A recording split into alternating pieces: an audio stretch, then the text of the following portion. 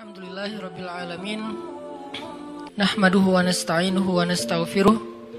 Asyhadu an la ilaha illallah wahdahu la syarikalah wa asyhadu anna Muhammadan abduhu wa rasuluh. Allahumma shalli wa sallim wa barik ala sayyidina wa habibina wa maulana Muhammadin wa ala alihi wa sahbihi wa man tabi'ahu ila yaumiddin. Radina billahi rabba wa bi Muhammadin nabiyya wa bil islami dina. Rabbi syrah li sadri wa yassir li amri wahlul 'uqdatan min lisani yafqahu qawli. Teman-teman yang setia mengikuti kajian rutin kita Rabu malam, terakhir kali beberapa pekan yang lalu, berapa pekan sih? 2 pekan ya? 2 Rabu yang lalu kita membahas tentang keajaiban doa. Dan waktu itu kita mengangkat kisah Nabi Musa alaihissalam yang disebutkan di dalam surat Al-Qasas. Malam ini kita akan lanjutkan karena waktu itu kalau nggak salah kita baru saja membuka dengan cerita Musa di usia remaja atau Musa di usia muda. Sebagaimana yang kita tahu bahwa kisah para nabi yang paling banyak diangkat oleh Al-Quran di banyak surat dalam jumlah ayat yang panjang-panjang, salah satunya adalah Nabi Musa alaihissalam. Bahkan bisa dibilang mungkin selain Rasulullah SAW, Nabi Musa ini adalah kisah terpanjang di antara kisah-kisah nabi yang disebutkan di dalam Al-Quran. Bahkan lebih panjang daripada kisah Nabi Ibrahim alaihissalam, lebih panjang daripada kisah Nabi Adam alaihissalam. Nih nabi-nabi yang kisahnya panjang di Al-Quran: Ibrahim, Adam, Zakaria, Yusuf alaihissalam. Kalau Yusuf dikhususkan di satu surat, tapi kalau Nabi Musa alaihissalam disebutkan di banyak surat dengan periode atau episode yang berbeda-beda. Misalnya disebutin di dalam surat Al-Baqarah itu episode Nabi Musa setelah revolusi. Episode Nabi Musa setelah mengalahkan atau setelah era Fir'aun ketika beliau selamat bersama Bani Israel ke Palestina. Kemudian nanti di dalam surat Toha dikisahkan episode Nabi Musa ketika beliau awal sekali diperintahkan untuk berdakwah. Bisa dibilang kayak wahyu pertama Nabi Musa itu mirip dengan wahyu pertama Nabi Muhammad SAW. Sama-sama mendapatkan wahyu dalam bahasa yang jelas di suatu tempat yang tinggi. Kalau Nabi Muhammad di Jabal Nur, Gua Hira. Kalau Nabi Musa di Jabal Tursaina atau di Mesir, di sebuah lembah namanya Bilwadil Muqaddasati Tua, di sebuah lembah yang bernama Lembah Tua. Kemudian nanti di surat Al-Qasas Allah mengisahkan Nabi Musa episode beliau bayi dan juga episode ketika beliau remaja sampai beliau menikah yang nanti akan kita bahas. Selain di antara 3 surat yang panjang ini mengisahkan Nabi Musa, Allah juga menyelipkan adegan-adegan kecil tentang Nabi Musa di surat-surat yang lain. Misalnya di surat sebutlah Al-Isra, kemudian Al-Anbiya, kemudian surat Maryam, hanya beberapa selipan ayat ataupun hanya beberapa adegan-adegan kecil, tapi yang jelas Nabi Musa ini sering diulang-ulang di dalam Al-Quran, baik namanya maupun kisahnya.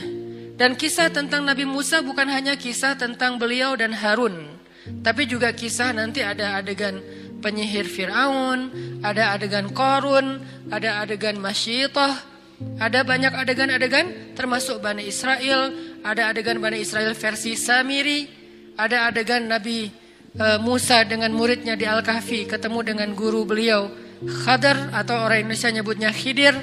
Banyak sekali kisah Nabi Musa di dalam Al-Quran. Yang ini artinya Nabi Musa termasuk salah satu yang paling banyak hikmah yang bisa kita petik sehingga Al-Quran mengisahkannya dalam banyak ayat. Kenapa? Karena Al-Quran bukan buku sejarah. Al-Quran bukan buku cerita. Tapi Al-Quran adalah pelajaran dalam ayat-ayat yang suci. Sehingga kisah-kisah yang diangkat oleh Al-Quran bukan hanya menyuguhkan alur-alur cerita ataupun adegan-adegan yang klimaks.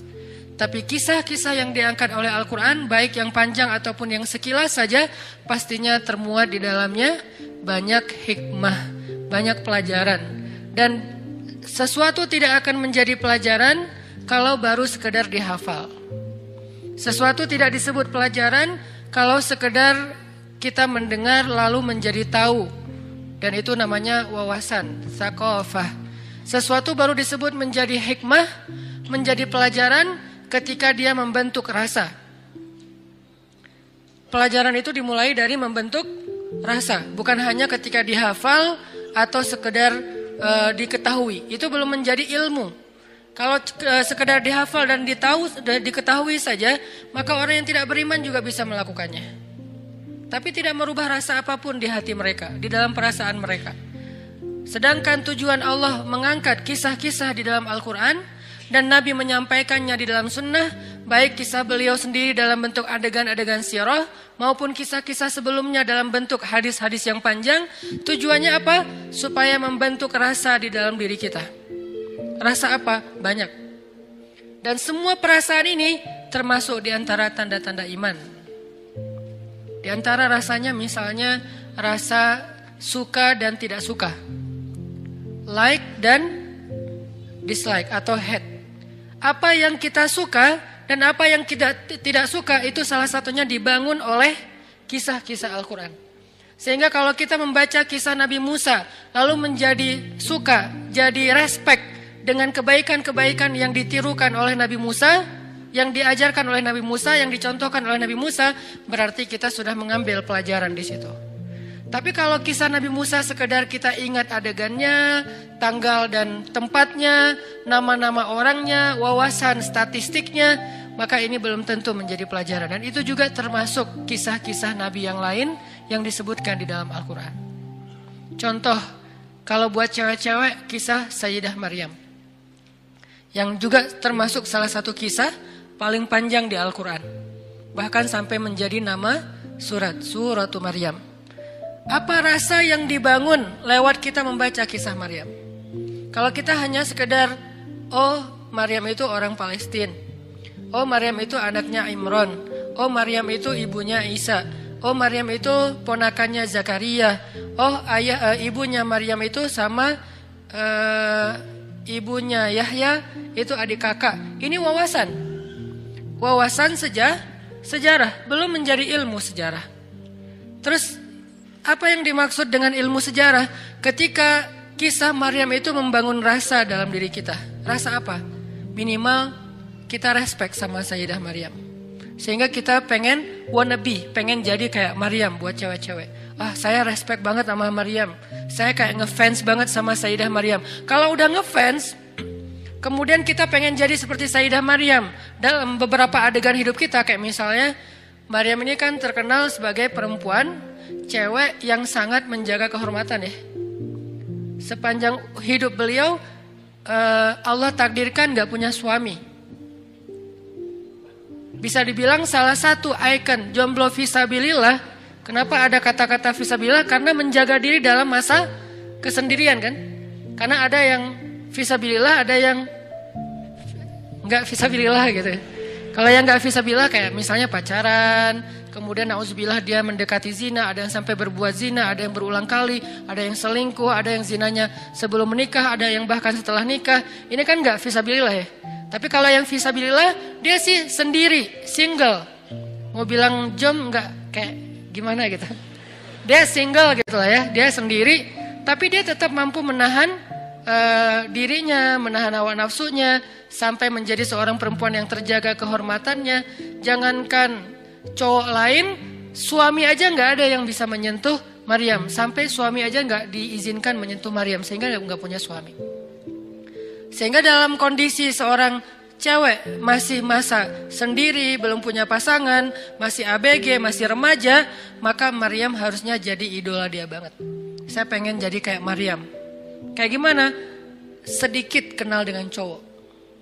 Kalau nggak karena ada urusan penting, mungkin tugas kuliah, itu juga bukan modus ya. Mungkin karena pekerjaan atau bisnis, mungkin karena memang dia adalah bagian dari suatu urusan yang darurat, maka saya nggak kenal dengan cowok kecuali emang ada kepentingan. Minimal gitu nih. Nggak perlu sampai nggak kenal cowok sama sekali kayak Sayyidah Maryam kan nggak kenal cowok kecuali 3 orang ya.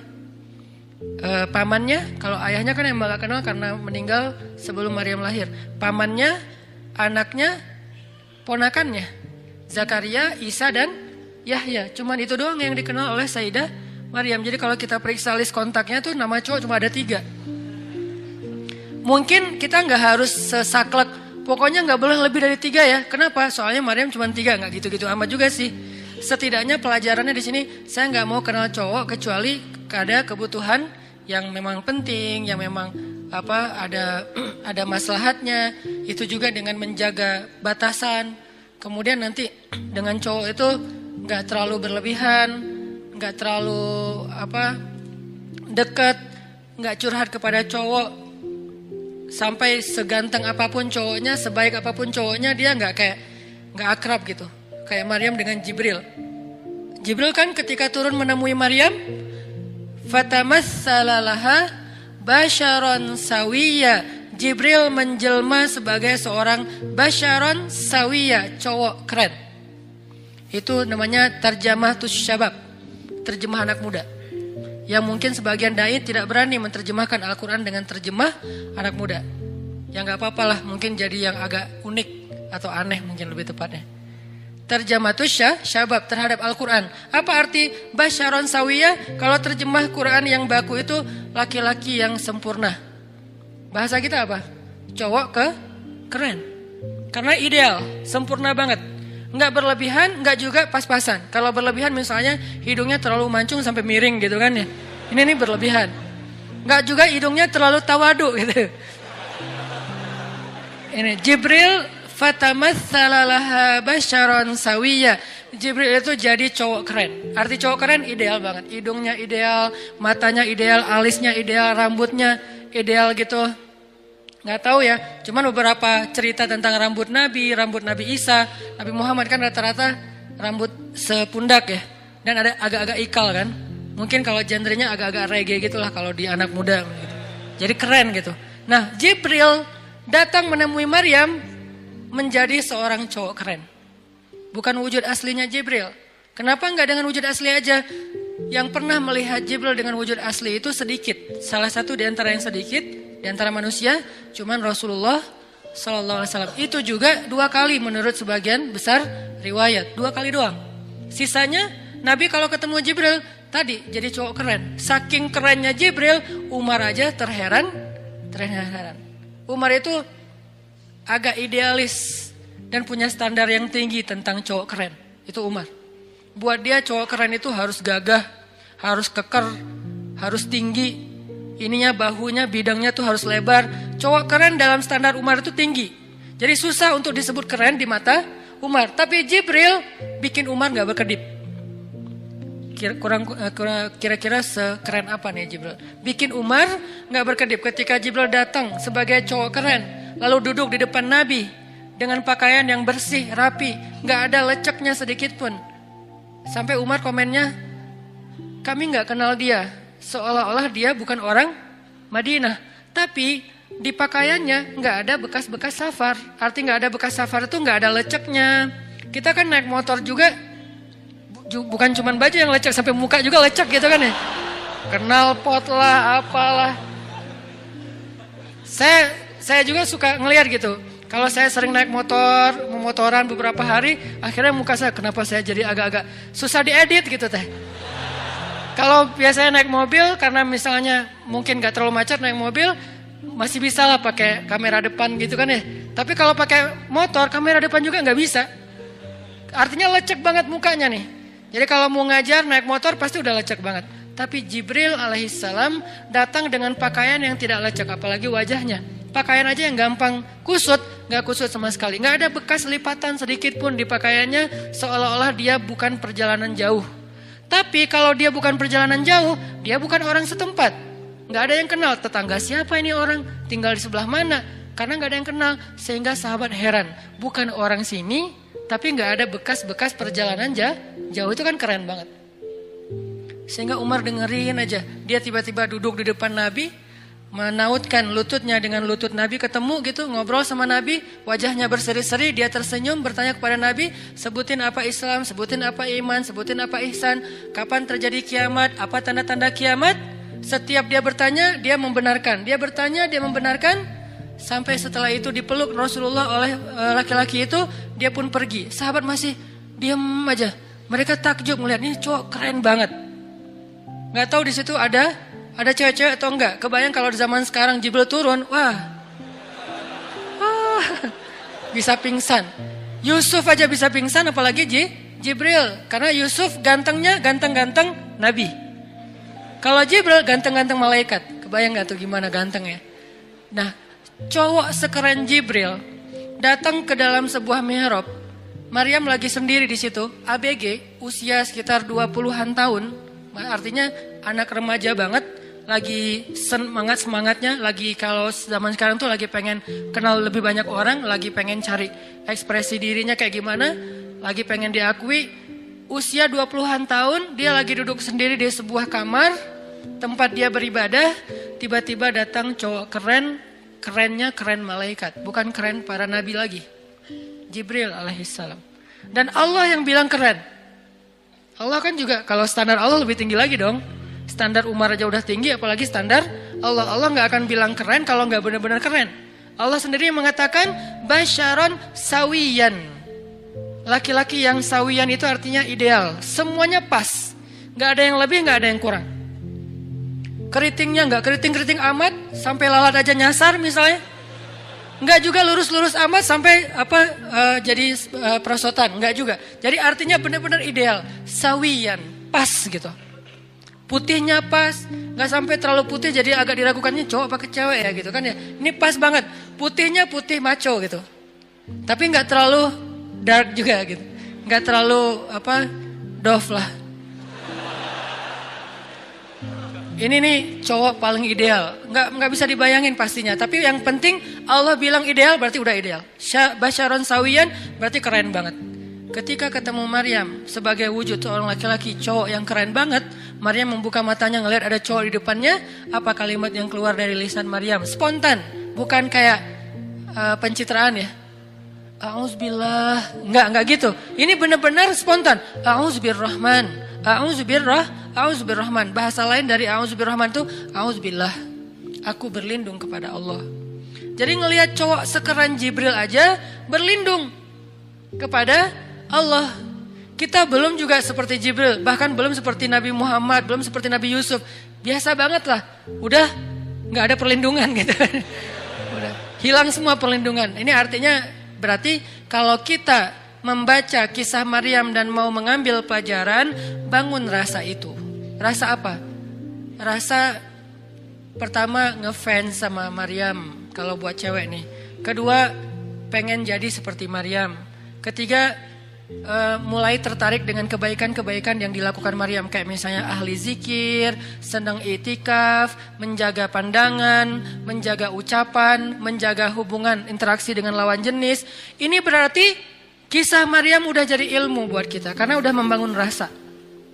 Tapi kalau kisah Maryam kita cuma hafal surat Ali Imran, kita hafal surat Maryam, kita hafal surat-surat tentang kisah Sayyidah Maryam di tempat yang lain, berarti kita belum menjadikan itu sebagai ilmu, baru sekedar menjadi wawasan.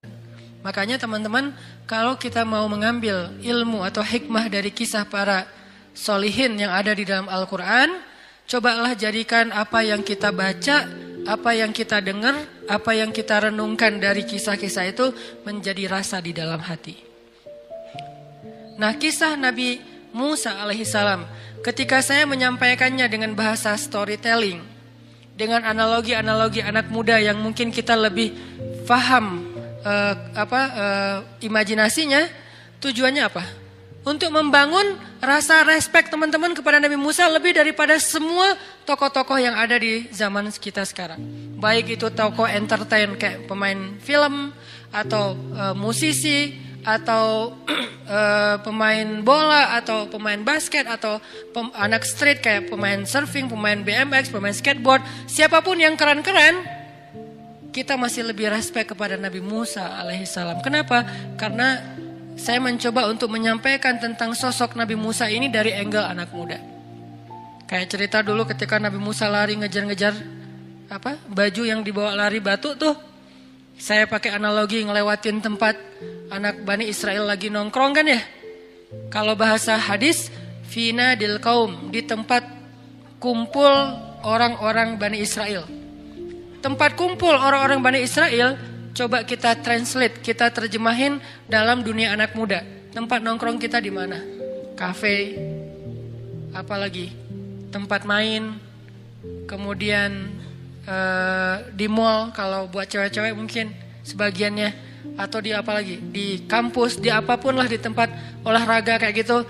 Maka ketika Nabi Musa lari, saya menganalogikan tempat ketemu atau kumpulnya anak muda Bani Israel versi zaman sekarang, lewat skatepark, kemudian lewat tempat futsal, kemudian lewat tempat anak-anak muda nongkrong, kafe-kafe Bani Israel gitu. Nabi Musa lari dengan gagahnya. Lari yang gagah versi anak muda, parkur. Salah satunya ya, kan banyak mazhab lari nih. Ada yang maraton, ada yang apa segala macam lah. Mungkin salah satu yang agak-agak ngetrik, parkur lah ya. Jadi saya ambil analogi yang buat anak muda itu keren. Akhirnya Nabi Musa lari, dan itu lebih keren daripada anak-anak parkur gitu. Dan ini bukan penghinaan terhadap Nabi Musa, justru sebaliknya. Ini ingin mengangkat Nabi Musa dari image, dari angle anak muda, supaya mereka ngefans sama Nabi Musa. Lebih daripada mereka ngefans sama tokoh-tokoh anak muda lainnya. Ketika kita ngomongin tentang Nabi Daud, siapa sih sekarang vokalis yang paling keren, yang lagi naik daun misalnya? Banyak kan? Ada Coldplay, ada Shiren, ada banyak lah pokoknya yang vokalnya kadang-kadang ada yang sampai berat banget, sampai susah ditiru, atau terlalu melengking sampai dikira cewek misalnya. Saya kira ustazah, ternyata orangnya berewokan misalnya gitu kan ya. Aneh-aneh kan, vokal namanya juga vokal kan ya. Nah, ini ciptaan Allah gitu. Saya juga gimana nih caranya, ada apa, harus operasi atau gimana gitu. Soalnya kalau saya nelpon suka salah paham aja. Oh ya bu, bukan, saya bapak. Oh ya pak. Kayak mesen makanan gitu, order online gitu kan. Ibu mau pesan apalagi selain yang sesuai orderan. Pak, saya tuh bapak, janggut saya tuh lumayan panjang loh. Ini lagi saya cukur. Ini artinya vokal tuh kan banyak ya. Kalau kita ngefans sama seorang vokalis yang keren banget vokalnya, yang mungkin dia suaranya ngebass banget, gede banget, sampai susah ditiru. Mungkin kalau di Indonesia ada Iwan Fals yang banyak orang pengen vokal kayak dia, ada Rhoma Irama yang orang pengen kayak dia, ada Ebit GAD, sesuai genre lah, sesuai mazhab. Ada yang mazhabnya mungkin tentang renungan, Ebit. Ada yang mazhabnya tentang nasyid, Opik. Ada yang mazhabnya anak-anak street, Iwan Fals. Ada yang mazhabnya mungkin, kalau saya mungkin agak dulu seneng ngikutinnya kayak Ari Lasso gitu, yang agak-agak mirip gitu kan. Mirip dari sebelah mana Ustaz? Kalau recordernya rusak, baru mirip. Artinya siapa sih yang diantara vokalis yang kita ngefans banget? Daud lebih keren dari itu. Makanya saya bilang vokalis legend, vokalis terbaik. Ini adalah terjemah anak muda. Ini storytelling. Gimana cara kita menyuguhkan sebuah kisah yang goalsnya adalah memunculkan rasa di dalam hati kita, bukan sekedar tahu. Kalau saya menyampaikan kisah para anbiya tanpa pakai imajinasi youth, imajinasi anak muda, nggak pakai konsep storytelling, teman-teman mungkin tetap tahu tentang dunia para anbiya, tapi tidak muncul rasa. Kayak kita banget ya. Pas cerita tentang Sayyidah Aisyah, kalau saya bilang Aisyah itu anaknya luar biasa, jadi kayak ngomongin teman yang keren gitu. Tapi kalau saya bilang Aisyah itu adalah perempuan, kesannya kayak udah tua, padahal Aisyah seorang perempuan yang masih muda. Ini cara storytelling supaya muncul rasa. Moral of the story-nya apa teman-teman? Kalau kita baca atau mendengar atau menelaah kisah-kisah keren yang ada di Al-Quran dan hadis ataupun sirah ataupun hayatus sahabah, coba imajinasikan sampai muncul rasa ngefans kita dengan mereka. Kalau belum ngefans, berarti itu baru sekedar menjadi wawasan. Berapa banyak orang gara-gara nonton film Hollywood, dia pengen jadi seperti aktor Hollywood. Berapa banyak orang gara-gara nonton bola, dia pengen jadi seperti pemain yang terkenal di antara pemain bola. Sampai pengen ketemu lah, pengen dapat tanda tangan. Ada cewek-cewek yang bahkan nangis sekedar dapat tanda tangan dari misalnya seorang pemain bola Inggris yang keren gitu. Pas dikasih tanda tangan dia nangis dan terus kayak seharian shock gitu. Kenapa bisa dapat rasa itu? Karena berhasil disuguhkan dengan imajinasi ataupun dengan image yang bagus. Nah, sekarang yang kurang dari cerita-cerita Al-Quran dan cerita Nabi di dalam sirah, kita nggak bisa menyuguhkannya dengan konsep storytelling yang baik, sehingga orang kayak boring dengerin kisah-kisah yang luar biasa ini. Padahal kisahnya lebih menarik, kisahnya lebih baik lagi, lebih banyak pelajarannya. Cuman karena dikisahkan dengan bahasa riwayat, dan kita bukan seorang penuntut ilmu yang pengen jadi ulama besar, sehingga bukan riwayat buat kita yang paling penting, tapi bagaimana kisah itu disuguhkan supaya menarik buat kita. Kalau dia seorang ulama, calon ulama, memang dia butuh pengetahuan tentang riwayat, dari mana kisah ini, siapa yang menyampaikan, kamu dapat dari siapa, yang ini dapat dari siapa, yang itu dapat dari siapa, dari panjang kan. Tapi kan kita bukan mencari itu. Selama ini adalah kisah yang benar, riwayatnya bukan palsu, kalaupun dhaif sebagian ulama masih membolehkan, yang pasti bukan palsu, maka tidak perlu kita juga terlalu panjang menyampaikan riwayatnya, cukup adegannya saja. Dan dulu saya lumayan serius mempelajari tentang penulisan sastra, nulis novel, nulis cerpen, bahkan sempat jadi juri penulisan novel dan cerpen, walaupun bukan juri yang event besar, tapi maksudnya dipercaya jadi juri karena emang sering nulis, sering kayak ngasih sharing tentang penulisan, tentang storytelling. Akhirnya saya mencoba menggunakan sedikit ilmu itu dalam menyampaikan kisah-kisah para nabi, kisah para sahabat, supaya akhirnya kita bisa mengimajinasikan seberapa keren tokoh-tokoh soleh ini, termasuk Nabi Musa alaihissalam. Nah, udah azan? Azan ya? Atau lagi latihan?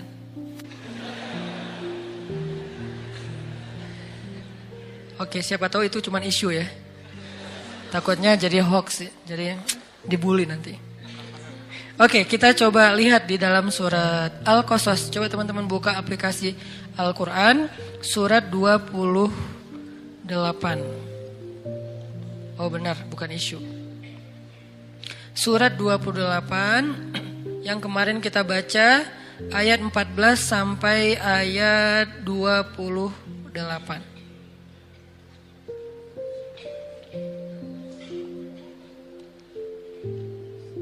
Oke, Isya nanti kita takhirkan. Sekarang kita azan dulu aja. Kita dengarkan azan, setelah itu kita lanjutkan taklimnya. Silakan muazin. Baik teman-teman, coba kita perhatikan surat Al-Qasas, surat 28 dari ayat 14 sampai ayat 28. Kisah tentang ketika Nabi Musa alaihissalam beranjak remaja, dan di situ ada adegan.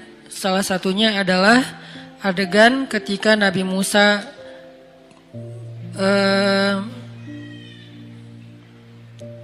tidak sengaja membunuh seorang pemuda Kipti atau pemuda Egyptian, orang Mesir.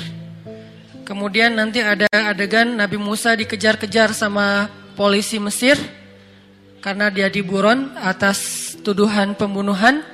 Kemudian Nabi Musa sembunyi di dalam kota, tidak pulang ke rumah. Hari kedua ketika dalam keadaan sembunyi, Nabi Musa melihat lagi seorang pemuda Bani Israel sedang mau dipukulin oleh seorang pemuda Egyptian yang lain, orang Kipti yang lain. Lalu laki-laki Bani Israel ini berteriak meminta tolong kepada Musa. Ketika Musa mendekat, orang Egyptian itu dia mencoba mengingatkan Musa tentang kejadian kemarin. Lalu datang seorang laki-laki yang tidak disebutkan namanya, memberi Musa nasihat untuk keluar dari Mesir.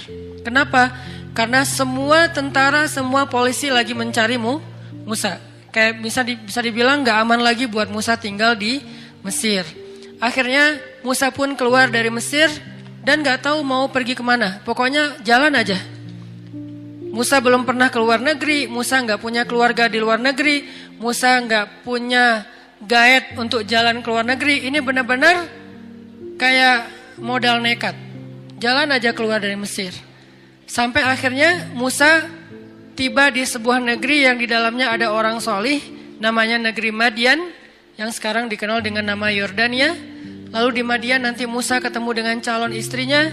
Singkat cerita Musa dimintai mahar bekerja kepada calon mertuanya, sampai akhirnya dia penuhi mahar itu dan menikah dengan salah satu di antara perempuan yang ada di rumah tersebut. Lalu sampai Musa balik lagi ke Mesir membawa keluarganya dan diutus menjadi seorang rasul berdakwah kepada Firaun dan menyelamatkan Bani Israel. Ini adalah adegan yang ada di dalam ayat 14 sampai ayat 28. Yang mau kita ambil hikmahnya di dalam adegan yang panjang ini adalah berapa kali Nabi Musa berdoa. Ya, di setiap adegan Nabi Musa berdoa. Walaupun doa Nabi Musa nggak panjang, tapi ini kan salah satu karakter Al-Quran itu kan mengangkat hanya cuplikan-cuplikan adegan. Tidak mengangkat kisah utuhnya. Karena tidak penting untuk menyampaikan sebuah alur cerita. Yang penting mau menyampaikan sebuah pelajaran. Nah, cuplikannya adalah Nabi Musa berdoa. Dan ini artinya di setiap masalah Nabi Musa selalu meminta kepada Allah Subhanahu wa taala. Jadi benar banget sebuah ungkapan bahwa doa itu adalah senjata orang yang beriman. Bisa dibilang orang yang beriman kalau benar-benar yakin kepada Allah, namanya orang beriman berarti benar-benar yakin kepada Allah. Buat dia lebih penting doa daripada semua apapun. Lebih penting doa daripada uang. Walaupun uang kita butuhkan. Lebih penting doa daripada backingan. Walaupun teman, sahabat, orang yang berpengaruh, kita juga kadang minta tolong. Lebih penting doa daripada senjata yang bentuknya senjata kayak senjata tajam, senjata api atau senjata untuk perlindungan kita. Lebih penting doa. Kenapa? Karena tidak ada yang lebih berkuasa daripada Allah Subhanahu wa taala. Jadi kalau kita ketika melakukan sesuatu, mengalami sesuatu, lebih berharap kepada makhluk daripada Allah Subhanahu wa taala, maka di situ kita bisa melihat iman kita masih lemah. Seberapa greget, ya deh nggak apa-apa. Seberapa greget kita berdoa. Nah ini penting nih. Nanti coba saya bikin kayak request gitu di story. Seberapa greget kita berdoa. Kalau Nabi saking gregetnya Nabi berdoa, Nabi bilang apa? Mintalah kepada Allah walaupun sekedar garam. Itu saking gregetnya Nabi berdoa. Nah kita seberapa greget dalam berdoa? Apakah sampai garam juga kita minta sama Allah? Kayak ketika dulu saya masih suka keluar 3 hari, 40 hari dengan teman-teman Karkun, Jamaah Tablik. Kita makan bareng-bareng di sebuah tempat kayak talam gitu. Terus kalau kita makan ada piketnya, ada khidmatnya yang ngasih-ngasih kita nasi, terus lauk. Kemudian di tablik itu ada SOP. Kalau misalnya lauknya kurang, kita nggak boleh minta kepada makhluk. Kalau lauknya kurang, kita bilang, ya Allah lauknya kurang. Akhirnya yang jadi piket ngedengar, ya Allah lauknya datang gitu. Oke. Masya Allah, Allah datangkan apa yang kita harapin gitu. Kayak kurang kuah, ya Allah, datang kuah.